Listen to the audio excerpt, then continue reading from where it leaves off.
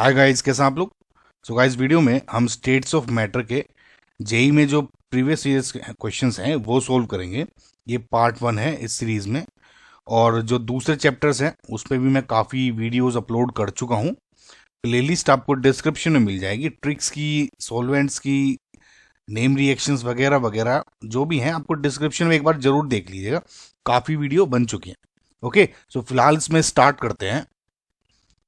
Which of the following graphs is not correct for ideal gas? Now ideal gases क्या होती हैं guys, जो कि PV इक्वल्स टू NRT को follow करती है। Now जो ग्राफ इनमें से इस इक्वेशन को फॉलो नहीं कर रहा होगा वो मेरा करेक्ट आंसर हो जाएगा, राइट। नाउ इसमें अगर आप गौर से देखें, डेंसिटी और टेम्परेचर के वर्सेस पूछा गया है और इसमें प्रेशर आ गया है ना। कुल मिला के मुझे डेंसिटी इस फॉर्मूले में लाना है। Now we know density is mass per unit volume, right. Density is mass per unit volume. अब इधर देखिए, अगर आप गौर से देखेंगे नंबर ऑफ मोल्स कितना होता है, मास अपॉन मॉलिक्यूलर मास। अब ये दिख रहा होगा आपको, तो मैं क्या करता हूँ गाइज, v इधर लेता हूँ, p equals to W upon V and R T upon M हो गया। अब ये क्या हो गया, सिंपल मेरा डेंसिटी का फॉर्मूला हो गया। तो p equals to D R T upon M. Now अगर आप इस गौर से देखेंगे इस फॉर्मूले को, डेंसिटी और टेम्परेचर से पूछा गया। नाउ गाइस, एक चीज आपके माइंड में रहनी चाहिए क्योंकि हम बहुत बार कंफ्यूज हो जाते हैं। जब मैं प्रेशर और डेंसिटी को कंसीडर कर रहा हूं ग्राफ को, तो मेरे दिमाग में ये रहेगा कि मैं इस टेम्परेचर को कांस्टेंट मान रहा हूं। समझ रहे हो कि प्रेशर के साथ डेंसिटी कैसे वेरी करती है, keeping temperature in constant, keeping temperature as constant. क्योंकि आर यूनिवर्सल गैस कांस्टेंट हमेशा कांस्टेंट रहेगा एंड मोलिकुलर मास किसी पर्टिकुलर गैस के लिए भी कांस्टेंट रहता है। तो इस बात में आप जरूर ध्यान रखिएगा। जनरली स्टूडेंट्स इस चीज में कंफ्यूज हो जाते हैं। नाउ सिमिलरली जब मैं डेंसिटी और टेम्परेचर के वर्सेस ग्राफ बनाऊंगा तो उसमें मैं अदर जो है वो कांस्टेंट मानूंगा, यानी जैसे प्रेशर की डेंसिटी टेम्परेचर के साथ density of a particular gas कैसे वेरी करती है with temperature keeping pressure constant. Okay, now so simple D और टी का ग्राफ क्या बनेगा, डी अगर यहां देखेंगे तो टी इधर आ जाएगा, तो is inversely proportional to the temperature. समझ में आया। अब डी और 1/T का ग्राफ अगर मैं बनाऊंगा जैसे इसमें बना हुआ है तो वो तो स्ट्रेट लाइन होगा। समझ रहे हैं आप, अगर इसको मैं एक एंटिटी मान लूंगा तो स्ट्रेट लाइन होगा, तो यानी ये मेरा करेक्ट, ये बेसिकली आइडियल गैस को फॉलो कर रही है ना। D is inversely proportional temperature, यानी ये वाला ग्राफ बन जाएगा। आई होप गाइज आपने मैथ्स में पढ़ी होगी, ये इनवर्स ग्राफ का फॉर्मूला ग्राफ होता है, राइट। तो ये भी मेरा आइडियल गैस को फॉलो कर रही है। अगेन ये वाला ग्राफ ये सही है तो ये ऑब्वियसली गलत हो गया, ठीक है। तो ये मेरी क्या हो जाएगी, नॉन आइडियल गैस या रियल गैस जिसे मैं बोल देता हूँ। तो कुल मिला के मेरा ये आंसर करेक्ट हो गया। ये भी ग्राफ देख लेते हैं, डेंसिटी एंड प्रेशर। यहाँ density and pressure directly proportional हो गए, समझ रहे हैं, यहां से यूं keeping all this thing as constant, तो ये भी स्ट्रेट लाइन बन जाएगा। तो ये भी मेरा आइडियल गैस का है। आई होप गाइज आप समझ पाएंगे। तो मेरा जो करेक्ट आंसर है इज सेकंड ऑप्शन, और यहां पे अगर देखो तो ये ए हो जाएगा मेरा करेक्ट, राइट गाइज, समझे आप। नेक्स्ट क्वेश्चन देखें। A mixture of 1 mole each of H2, helium and O2 each are enclosed in a cylinder of volume V at temperature T। अब इसमें कहा है गाइज कि ये एक सपोज एक सिलेंडर है ऑफ वॉल्यूम V और जो टेम्परेचर T पे रखा गया है, ठीक है। नाउ इसमें 1 मोल ईच ऑफ H2 भी घूम रही है इधर। उसके बाद मैंने 1 मोल हीलियम भी डाल दी इसके अंदर, वो भी उसके पे मॉलिक्यूल्स घूम रहे हैं अंदर। और सिमिलरली 1 मोल ऑक्सीजन भी डाल दी इसके अंदर, यानी 3 गैस अंदर इसके मॉलिक्यूल्स घूम रहे हैं क्लोज्ड सिलेंडर में। अब कहा है कि if the partial pressure of H2 is 2 atm, right. Now let just suppose partial pressure of H2 क्या है, PH2, और यहां पे हो गया 2 एटमॉस्फेयर्स।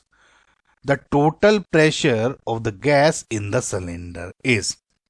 अब ये कैसे करेंगे, आपने पढ़ा होगा guys Dalton's law of partial pressure, पढ़ा है। Now Dalton's law of partial pressure कहता क्या है कि सपोज P है जो कि हमें निकालना है ना, वो इक्वल टू क्या होगा कि जितनी भी गैसेस हैं उनके पार्शियल प्रेशर के सम के इक्वल, यानी suppose PH2 plus PHE PO2, समझे आप? जैसे पार्शियल प्रेशर ऑफ हाइड्रोजन दिया हुआ है 2 एटमॉस्फेयर, सिमिलरली जो जो इनका पार्शियल प्रेशर होगा उनको अगर एड अप कर देंगे तो पूरे का आपका ये जो प्रेशर है वो आ जाता है। अब हमें तो सिर्फ यही पता है, इन दोनों का तो पता नहीं है, सिर्फ मोल्स पता है। अब इसको कैसे निकालें? इसके लिए भी गाइज एक फॉर्मूला होता है कि पार्शियल प्रेशर जो ये वाला H2 है is equals to mole fraction of H2 into total pressure, समझे आप? सिमिलरली अगर आप इसका कैलकुलेट करोगे तो कैसे हो जाएगा? मोल fraction of helium into pressure, total pressure, right? और अगर मैं टोटल प्रेशर में इसका मोल फ्रैक्शन मल्टीप्लाई कर दूं तो मेरा इसका पार्शियल प्रेशर आ जाएगा, समझे? तो कुल मिला के देखिए, आपको इस चीज को ऐसे याद रखना है, मैं ये हटा देता हूं फिलहाल, कि अगर आप देखिए इस चीज को ऐसे माइंड बनाइए कि अगर आपको टोटल प्रेशर दे दिया, उसमें किसी में इसमें सपोज 1000 गैसेस भी हैं और एक गैस का आपका मोल पता है, टोटल नंबर ऑफ मोल सबके, है ना? तो 1000 गैसेस भी दी हुई हैं, तब भी अगर आपको टोटल प्रेशर है उसमें आप उस एक गैस का मोल फ्रैक्शन भी निकाल दें तो वो उस पर्टिकुलर गैस के पार्शियल प्रेशर के इक्वल हो जाएगा, समझ में आपको ना? मोल फ्रैक्शन क्या हो जाएगा इस केस में H2 का? NH2 number of moles of hydrogen divided by total number of moles, यानी NH2 plus NHE plus NO2, ये तो सिंपल है, इनटू P। बस PH2 आपको दे दिया है, ये आपको नंबर ऑफ मोल्स दिए हुए हैं, ये निकालना है, इजी है, समझ रहे? तो बस इस चीज को आप ऐसे याद रखें कि टोटल प्रेशर में अगर मैं मोल फ्रैक्शन ऐड कर दूं तो उस गैस का पर्टिकुलर का पार्शियल प्रेशर पता लगता है। ना पार्शियल प्रेशर अगर जिन चीज को नहीं समझ में आ रहा है या फैंसी सा टर्म लग रहा है, कंफ्यूज मत हो, सिर्फ ये सोचिए कि इस पूरे में ये भी कुछ प्रेशर डाल रही है, ये भी कुछ प्रेशर डाल रही है, ये भी कुछ प्रेशर डाल रही है, टोटल का तो इनका सम हो जाता है। लेकिन अगर मुझे सिर्फ इसका प्रेशर बताना है, समझे, जो ये प्रेशर है इस गैस का, उसको पार्शियल प्रेशर बोलते हैं। सिमिलरली इसका पार्शियल प्रेशर, इसका पार्शियल प्रेशर, तीनों को पार्शियल प्रेशर कर दो तो टोटल प्रेशर, ठीक है? तो अब इसको ऐसे सिंपल कैलकुलेट कर लें आप। PH2 क्या दिया हुआ है? 2, right? 2 ATM equals to NH2 क्या है? 1 अपॉन तीनों के 1 1 हो गए, है ना? 1 + 1 + 1 इंटू P निकालना है आपको, तो P इससे क्या हो जाएगा? 2 × 3 यानी 6 ATM। सिंपल कैलकुलेशन है, आई होप गाइज आपको समझ में आएगा। सो इसका जो करेक्ट आंसर है is option 4, right guys? So next question देखें। A spherical balloon of radius 3 centimeter containing helium gas has a pressure of 48 × 10⁻³ bar. ये -3 है। At the same temperature, the pressure of a spherical balloon of radius 12 centimeter containing the same amount of gas will be. Now ये into है, यहाँ मान के चलिए x × 10⁻6 बार, इसकी form में पूछा हुआ, समझे? मैं दोबारा से रिपीट करता हूं कि एक इन्होंने स्फेरिकल बलून दिया हुआ है जिसकी रेडियस, लेट्स जस्ट सपोज ये R1 है, इज 3 सेंटीमीटर, ठीक है? इसमें हीलियम गैस है और जो अंदर प्रेशर है P इज 48 × 10⁻³ बार। अब टेम्परेचर T है इसका। एक उन्होंने कह दिया कि एक और स्फेरिकल बलून है, अब इसकी इन्होंने सिंपल क्या करी है? रेडियस बढ़ा दी 12 centimetre. So balloon of radius 12 centimeter containing the same amount of gas will be. Now guys एक चीज पे ध्यान रखिए, इस पे एक तो ये टर्म कि सेम अमाउंट ऑफ गैस और दूसरा कि सेम टेम्परेचर। नाउ जैसे ही आपको सेम टेम्परेचर और सेम अमाउंट ऑफ गैस पता लगा, आपको क्या दिमाग जाना चाहिए कि बॉयल्स लॉ पे, कि ये सिंपल बॉयल्स लॉ को लगा के सोल्व हो जाएगा। ठीक है, बॉयल्स लॉ क्या कहता है कि for a given amount of gas and same temperature, समझ रहे, for a given amount of gas keeping temperature constant. No given amount of gas क्यों गया, या मैं बोल सकता हूं कि for a same amount of gas keeping temperature constant, जो P1 V1 है इक्वल्स टू P2 V2 के इक्वल होता है। ठीक है, समझ में आपको? यानी इनिशियल कंडीशन में प्रेशर और वॉल्यूम का जो मल्टीप्लिकेशन होगा वो जब दूसरी जो कंडीशन होंगी इसमें प्रेशर और वॉल्यूम के मल्टीप्लिकेशन के इक्वल होगा, प्रोवाइडेड दैट आपने गैस या जो गैस ली है वो सेम होनी चाहिए, सेम अमाउंट की, और टेम्परेचर भी कांस्टेंट होना चाहिए। समझे आप? अब सिंपल आपको उसमें वैल्यू रखनी है।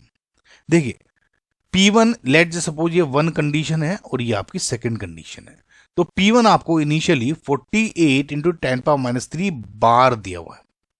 लिख देता हूं यहां पे, यूनिट से कंफ्यूज नहीं होंगे। नाउ V1 क्या है? स्फेयर है, रेडियस दी हुई है, तो सिंपल आप 4/3, वॉल्यूम क्या होता है स्फेयर, 4/3 पाई आर क्यूब, तो ये लगा लेते हैं ना, तो 4/3 पाई R1 का क्यूब हो जाएगा। इधर इधर क्या हो जाएगा, P2 आपको निकालना है, इक्वल्स इनटू 4/3 पाई R2 का क्यूब। सिंपल ये 4/3 पाई 4/3 पाई तो कट गया यहां से, इसको हटा देते हैं। अब 48 इंटू 10⁻³ बार इंटू आर क्या है 3, सो 3 सेंटीमीटर का क्यूब हो गया, equals to P2 into R2 क्या है 12 सेंटीमीटर का क्यूब इधर हो गया। अब देखिए गाइज, आंसर आपका फाइनल बार में आ जाएगा। इधर सेंटीमीटर क्यूब से सेंटीमीटर क्यूब काट सकते हैं यहाँ सिंपल, तो ये क्या हो जाएगा 48 इंटू 10⁻³ बार इंटू 3 का cube into P2 multiply by 12 का क्यूब। अब आप इस पूरे को सिंपल सोल्व कर ही सकते हो गाइस, है ना, सिंपल है, 12 क्यूब इधर आ जाएगा, बस जो भी सोल्व करेंगे वो आंसर होगा। सो इधर इस इक्वेशन को सिंपल सोल्व करके आपका आंसर आ जाएगा लगभग P2 इक्वल्स टू 7.5 इंटू 10⁻⁴ बार। अब अगर आप गौर से देखिएगा इसमें -6 में पूछा गया है, तो सिंपल इधर क्या कर दीजिए, 2 डिजिट इधर लीजिए, 750 इंटू 10⁻⁶ बार। समझना? ये गाइस इसलिए क्या है, जनरली हमारी टेंडेंसी रहती है 7.5 इस तरह से डिवाइड करने में ना, तो ये जरूर याद रखिएगा आप। आई होप गाइज आपको ये चीज समझ में आएगी, राइट। सो नेक्स्ट क्वेश्चन देखते हैं। नाउ देखिए ये एक ग्राफ दिया हुआ है जिसमें number of molecules versus speed के बारे में बोला गया है, और यहाँ पे दिया है कि ग्राफ ये पॉइंट्स बताने की A B C में से किस किस के हैं, कि A इनमें से कौन सा है, B इनमें से कौन सा है, C कौन सा है। नाउ जो ये CMPS या C एवरेज या CRMS है, यहाँ लिखा नहीं इन्होंने, CRMS है, तो MPS क्या होती है, most probable speed, C average क्या है, एवरेज स्पीड, और CRMS क्या है, root mean square speed, right. Now आपने काइनेटिक थ्योरी ऑफ गैस पढ़ा होगा, right. Now kinetic theory of gas में आपने पढ़ी होंगी मोलिक्यूलर स्पीड्स। बेसिकली हमारे सिलेबस में 3 टाइप्स की मोलिक्यूलर स्पीड्स होते हैं जो हम पढ़ते हैं, यही MPS, एवरेज एंड RMS।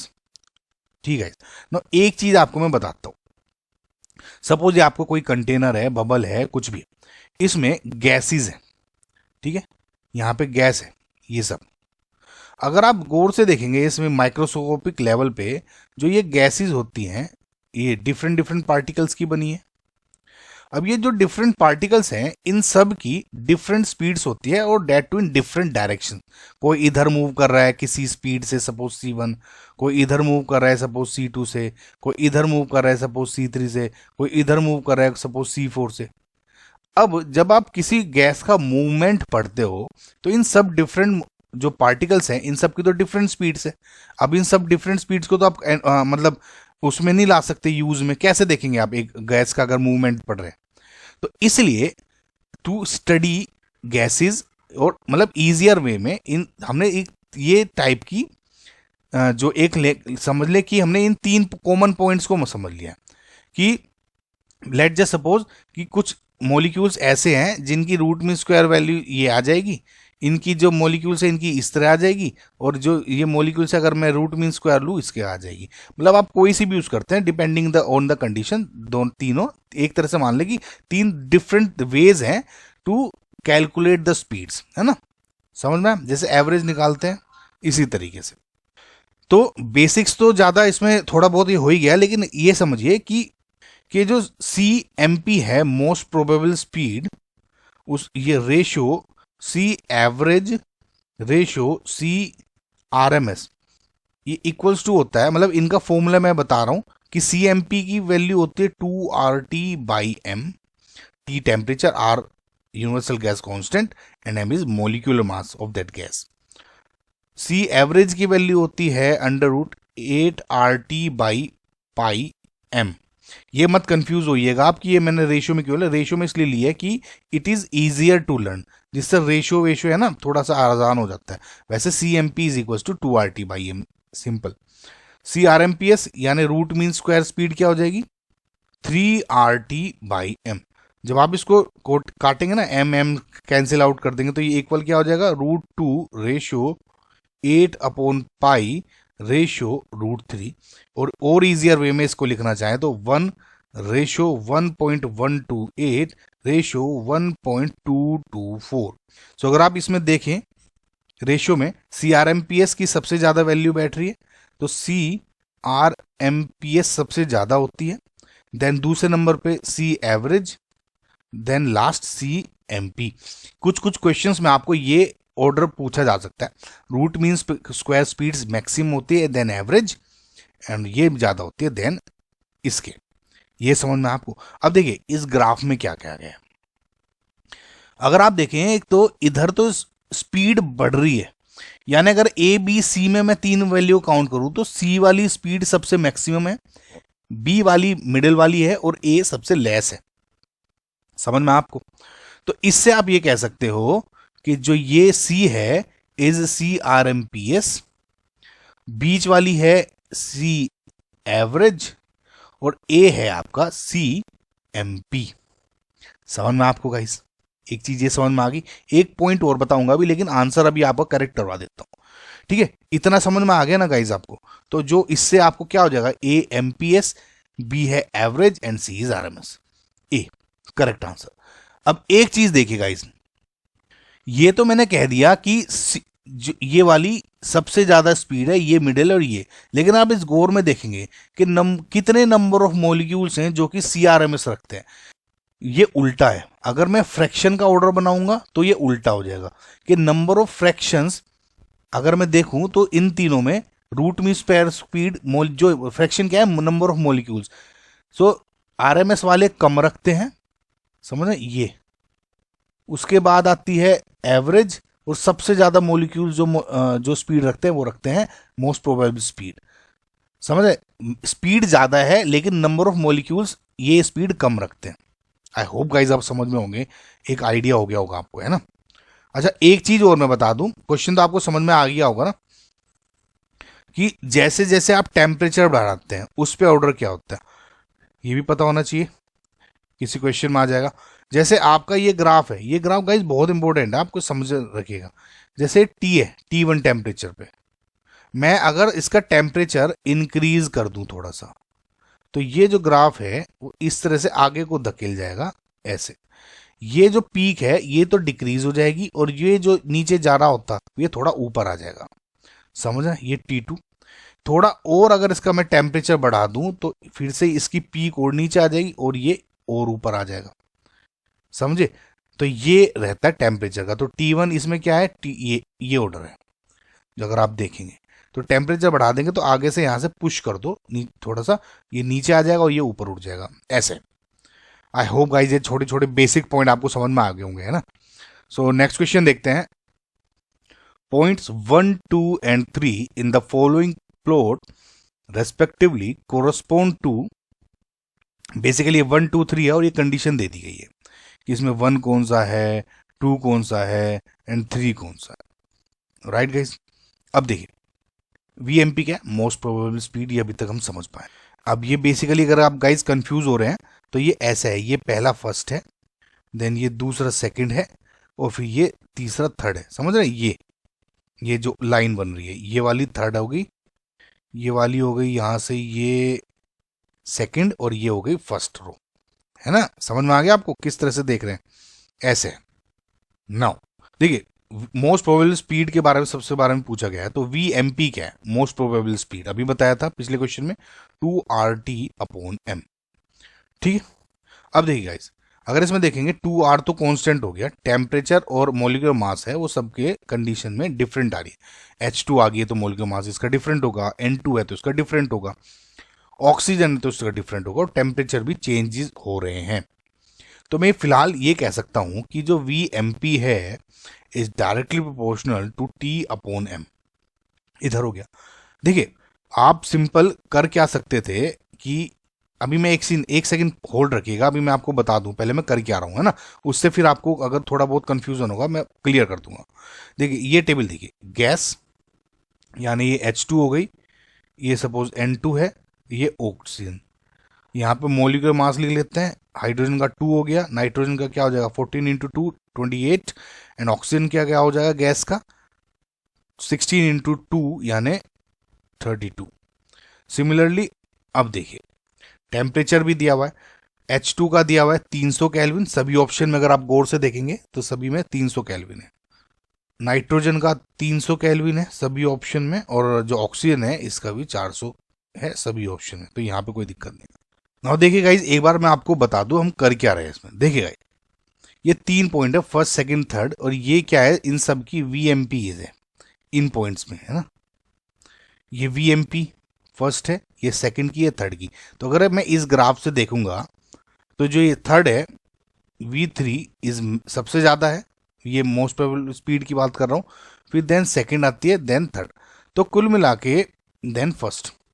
कुल मिला के आपको क्या करना है, या तो आप ये कर सकते थे कि इन सब की VMP निकाल देते, VMP निकालते पूरा मल्टीप्लाई करते, और जिसकी सबसे ज़्यादा है वो थर्ड हो जाता, जिसकी सबसे कम है वो फर्स्ट हो जाता। हो सकता था। मैंने बस सिंपल इसमें क्या है, कैलकुलेशन को रिड्यूस करने के लिए √T/m की प्रोपोर्शनलिटी कैलकुलेट कर ली था। सिंपल क्यों गाइस, क्योंकि 2R तो सबसे मल्टीप्लाई हो रहा है, सिंपल आप 2 इंटू 8.314 करोगे, फिर टेम्परेचर मल्टीप्लाई करो, फिर डिवाइड करोगे, ये एक्सेसिव है, क्यों करना, हटा दिया इसे। तो ये कर लीजिए। अब ये रख ले, तो ये 300/2 हो जाएगा का अंडर रूट, ये हो जाएगा आपका 300/28 का स्क्वायर रूट, और ये हो जाएगा आपका 400/32 का स्क्वायर रूट। सिंपल ये क्या हो जाएगा 150 का स्क्वायर रूट, ये क्या हो जाएगा आपका लगभग 10.71 का स्क्वायर रूट हो जाएगा, है ना।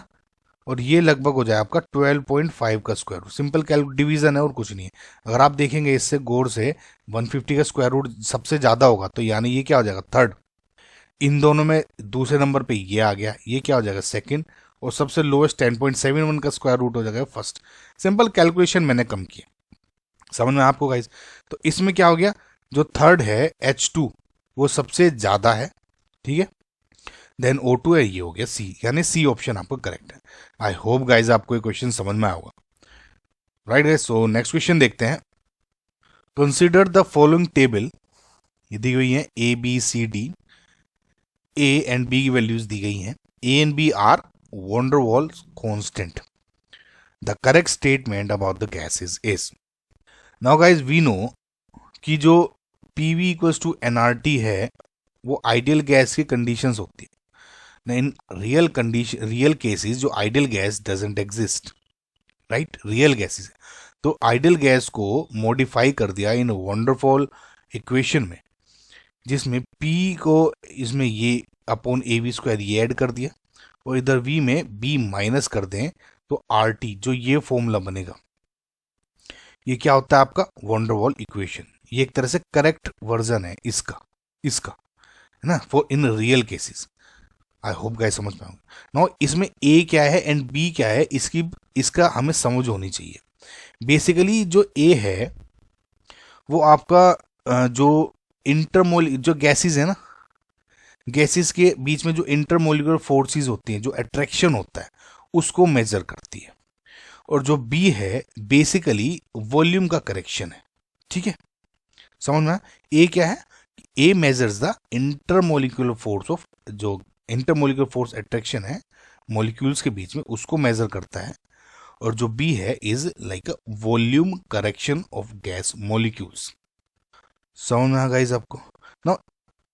आगे बढ़ने से पहले आपको मैं एक दो चीज और बता दूं कि देखिए इसमें एक डायरेक्ट है कि जो B की वैल्यू है, आगे आपके क्वेश्चन में डायरेक्ट याद आएगा, तो आप इसको थोड़ा याद भी कर लीजिएगा कि इसमें जो B की वैल्यू होती है वो basically is 4 times the actual volume of gases. अगर आपने वॉन डेर वाल इक्वेशन पढ़ी होगी तो आपको समझ में आएगा actual volume of molecules of gas. कभी कभी डायरेक्ट पूछ लिया जाएगा कि बी की वैल्यू निकालनी होगी, जिसमें हम कह देंगे कि ये 4 टाइम्स से एक्चुअल वॉल्यूम है जो गैस मॉलिक्यूल्स हैं उसके। तो ये बात याद रखिएगा, ठीक है। अब कुछ चीजें हैं डायरेक्टली इनवर्सली प्रोपोर्शनल होती है। देखिए, जो ए है is directly proportional to the intermolecular force of attraction. जितना ज्यादा अट्रैक्शन उतनी ज्यादा ए की वैल्यू। जब ज्यादा अट्रैक्शन होता है, इसका मैं कह देता हूं कि वो गैस इतनी ज्यादा जल्दी लिक्विफाई भी हो सकती है, यानी लिक्विफाइड इजीली। ए जितना ज्यादा उतनी ज्यादा जल्दी वो गैस लिक्विफाई की जा सकती है। अगर ए ज्यादा है तो इससे मैं ये भी कह सकता हूं कि कंप्रेसिबिलिटी जो गैस की है वो भी ज्यादा है। समझे? ए ज्यादा है तो मैं ये कह सकता हूं कि जो रियल नेचर है गैस की, नॉन आइडियल कैरेक्टर, वो भी ज्यादा है। समझे? जितना ज्यादा ए, सपोज ए किसी की 1 है किसी की 2 है, तो मैं ये कह सकता हूं कि दिस इज मोर या क्लोजर टू द रियलिटी। समझ में आया आपको? तो real nature and is inversely proportional to the volume occupied of by that gas। तो A जितना ज्यादा उतना ही कम वॉल्यूम ऑक्यूपाई होगा, ऑब्वियसली, क्योंकि A ज्यादा हो रहा है तो गैस मॉलिक्यूल्स के बीच में इंटरमोलिकुलर फोर्स ऑफ अट्रैक्शन भी ज्यादा है, जिसकी वजह से कंप्रेस ज्यादा हो जाएंगे, है ना, जिसकी वजह से वॉल्यूम लेस हो जाएगा। सिंपल है, ये समझ में आपको?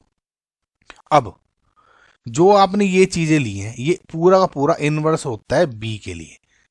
समझ रहे? यानी बी ज्यादा तो आईएमएफ कम, बी ज्यादा तो लिक्विफाई इजीली नहीं हो सकती, बी ज्यादा तो गैस इतनी ज्यादा कंप्रेसिबल नहीं होती, बी ज्यादा तो इतनी ज्यादा रियल नेचर नहीं होती, बी ज्यादा तो यानी वॉल्यूम ऑक्यूपाइड भी ज्यादा होगा। समझ ना गाइस आपको? एक चीज और होती है कि बी जितना ज्यादा उतना ही ज्यादा साइज ऑफ द मॉलिक्यूल्स।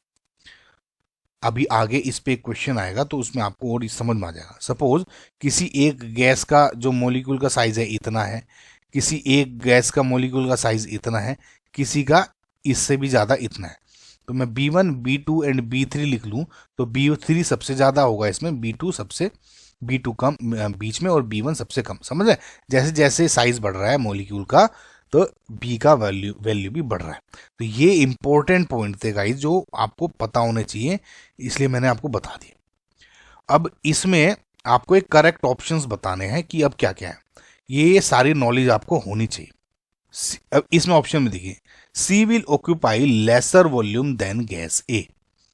ठीक है, C will occupy lesser volume than gas A. इससे अब लेसर वॉल्यूम का क्या मतलब है? ये अगर ए ज्यादा तो वॉल्यूम ऑक्यूपाई कम, इसका ए कम है तो वॉल्यूम ऑक्यूपाई ज्यादा होना चाहिए था। समझ आ गई?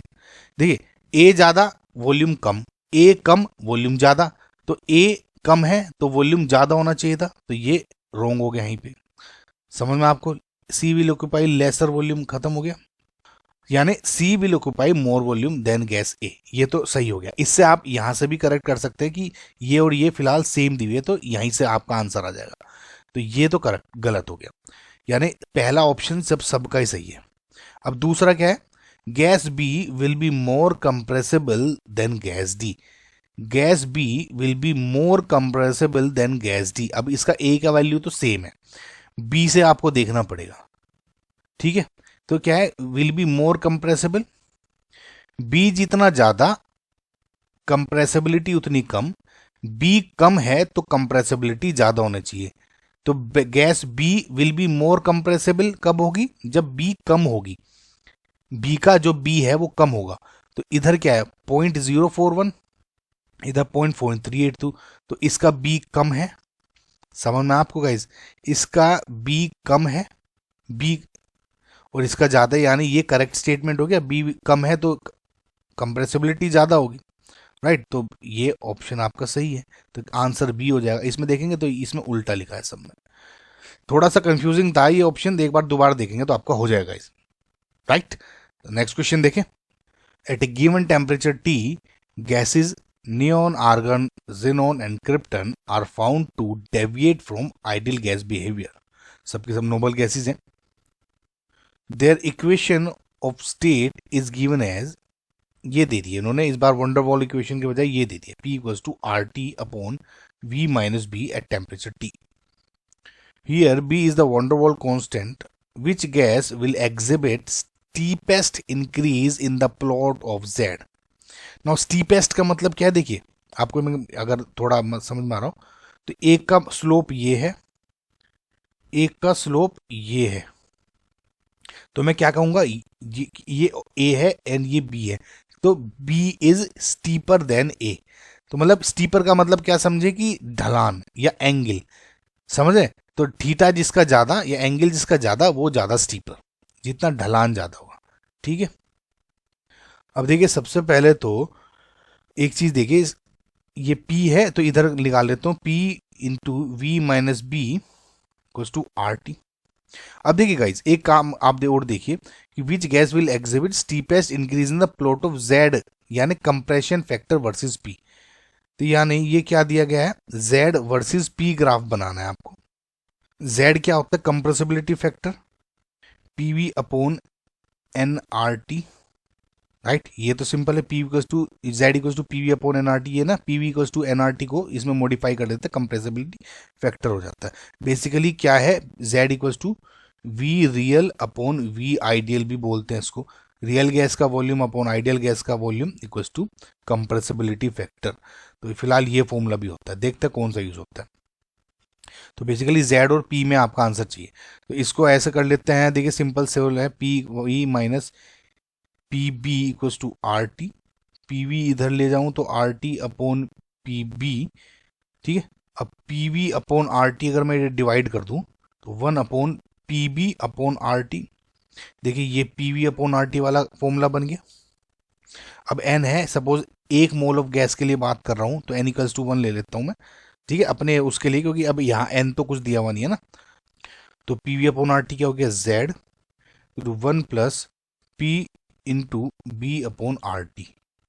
अब देखिए अगर इससे कंपेयर करूं, y equals to C plus M X से स्ट्रेट लाइन, तो ये स्लोप है b, ये हो गया. ठीक है.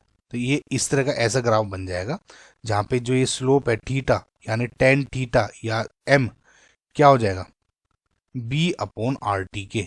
गाइस ये एक बार दोबारा से देखिएगा इस क्वेश्चन को, बहुत इंपॉर्टेंट है. अब आप देखिए आर और टी तो कांस्टेंट है, ठीक है, यानी इससे मैं कह सकता हूं m is direct proportional to b. अब स्टीपर क्या है, m जिसका स्लोप ज्यादा वो ज्यादा स्टीपर, एक ही बात है. तो यानी जिसकी वैल्यू b की सबसे ज्यादा होगी वो ज्यादा स्टीपर होगा.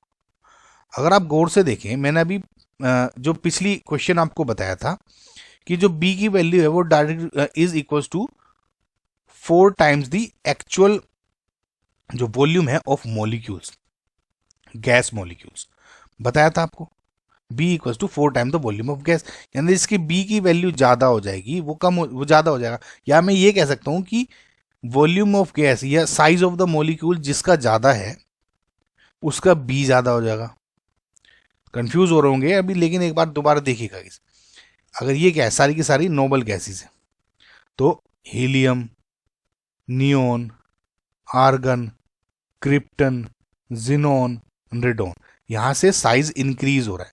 तो इन सब में जिनोन जो है, रेडोन तो ऑप्शन में दिया हुआ नहीं है, जिनोन है, इन सब में सबका साइज, इससे सबका साइज बढ़ा है क्योंकि डाउन द ग्रुप साइज बढ़ता है मॉलिक्यूल्स का. तो इसका मॉलिक्यूल सबसे ज्यादा, तो 4 टाइम्स भी इसका सबसे ज्यादा ही होगा, समझे. सपोज इसका 100 साइज है, इसका 80 है, तो इसका 4 टाइम्स भी ज्यादा ही होगा.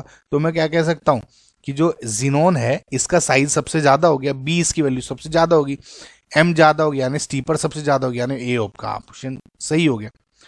एक बार दोबारा से सुनिएगा गाइस इसको, जो मैंने बताया आपको, अगर आपको समझ में नहीं आया होगा इस बात पे जरूर ध्यान दीजिएगा. स्ट्रेट लाइन बनानी थी, स्लोप ऐसा हो गया. अगर आपको थोड़ा सा भी कंफ्यूजन है इस चीज को समझ लीजिए, आगे क्वेश्चन ऐसे ही हो जाएंगे. ठीक है. सो फिलहाल नेक्स्ट क्वेश्चन देखते हैं. Consider the van der Waals constants A and B for the following gases. ठीक है, ये A और B की वैल्यू दी हुई है. Which gas is expected to have the highest critical temperature. Now critical temperature का फॉर्मूला क्या होता है, 8a/27 RB। Again R universal gas constant, A और बी की वैल्यू ये होगी। क्रिटिकल टेम्परेचर क्या है, देखिए गाइस, जो क्रिटिकल टेम्परेचर क्या है कि that temperature of a gas above which जो गैसेस हैं या कहूं तो वेपर्स हैं उनको लिक्विफाई नहीं किया जा सकता कितना भी प्रेशर डाल दो। मतलब देखिए, मुझे पता है कि सपोज जो इसमें वेपर्स हैं, आपकी गैस वेपर्स हैं, वाटर को उसमें एग्जाम्पल में माइंड में लेके चलिए, वाटर वेपर्स हैं। मुझे पता है कि जब इन पे प्रेशर डालूंगा, इनमें कंप्रेस करने की कोशिश करूंगा तो मॉलिक्यूल्स बराबर बराबर में आएंगे और लिक्विफाई हो जाएगी। ठीक है, अब मैं सपोज टेम्परेचर चेंज कर देता हूं तो प्रेशर भी चेंज हो जाएगा। समझ में आपको?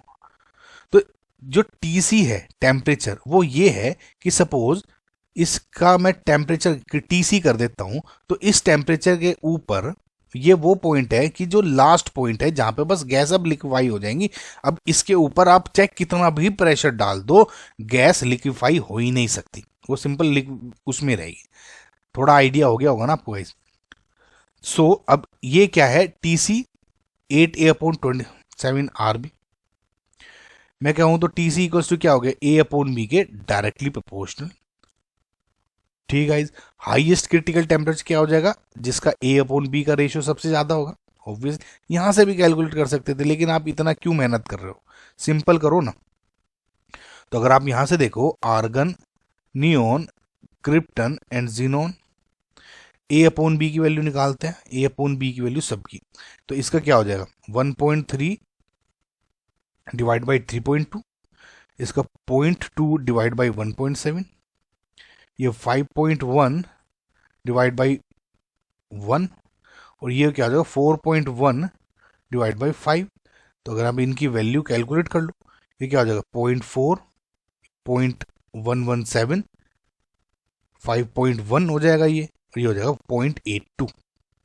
ठीक है, अब ये जो A/B निकाल रहे थे ना आप, A/B की सबसे ज्यादा वैल्यू ये है 5.1, यानी टीसी भी इसके लिए सबसे ज्यादा होगा, किसका, क्रिप्टन का।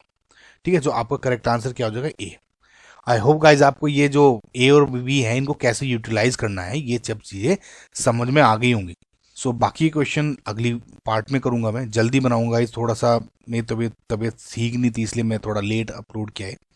सो guys thank you for watching, like share subscribe, bye.